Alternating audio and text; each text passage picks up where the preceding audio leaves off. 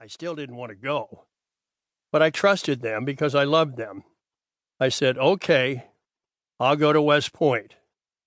It was the best decision I never made. My 4 years at West Point became the foundation of everything I am right now. It was exciting to be on a great team with talented players, coached by Bob Knight, who was at the beginning of a legendary coaching career. We always had a winning record, and we went to the NIT, which in those days was as big as the NCAA. I became captain of the basketball team, which was a great leadership training experience. My two key mentors at West Point were Coach Knight and Colonel Tom Rogers, my officer representative and counselor at the academy. In 1969, during my senior year, my father died suddenly of a cerebral hemorrhage. He had always been my most important guide and role model.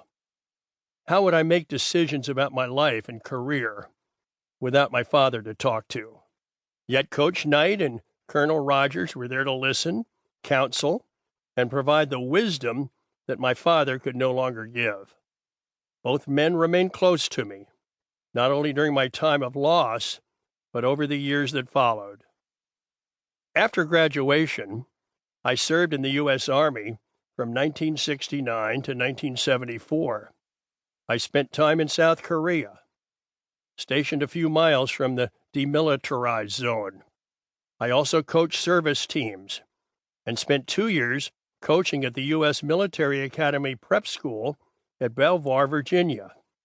After my discharge from the Army, I worked for 1 year as a graduate assistant to Coach Knight at Indiana University. I returned to West Point as head coach, serving from 1975 to 1980. It was largely at Colonel Rogers' urging that I pursued the head coaching position I now hold at Duke. So I can truly say that West Point has shaped the course of my life. I wouldn't be where I am today if not for the Academy. In this book, Pat Williams tells story after story of men and women who have upheld the highest traditions of the Academy. Through these stories, he shows us the values of the United States Military Academy in action. In these pages, he takes us on a tour of the history of the long gray line, that vast core of generations of West Point graduates from the time the Academy was founded to the present day. This book is organized around the 12 core virtues of West Point, which have been carved into 12 granite benches near the Battle Memorial at Trophy Point above the Hudson River. Those benches weren't there when I was at West Point. They were placed there in 1984. But I know they offer a great place for a cadet to think, reflect, and pray while looking out over the river. Those benches would be a fine place to ponder an important decision, reflect on a troubling dilemma, or quietly thank God for good news from home. The virtues carved into those benches are a constant reminder of the qualities we need to live courageously and effectively in all circumstances. The 12 West Point virtues that were carved into those granite benches have also been carved into the souls of the cadets of the Academy.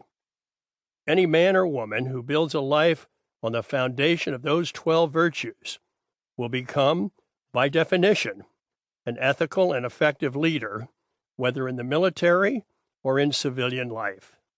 These virtues will produce victory on the battlefield and in every other field of endeavor. I've known Pat Williams for many years, and I can tell you he embodies these 12 virtues in his own life. He has written one of those rare books that manages to entertain even as it motivates and inspires. It was a joy to read it, and it's a privilege to give it my hearty commendation. Mike Krzyzewski, head men's basketball coach at Duke University, West Point, class of 1969, January 10th, 2019.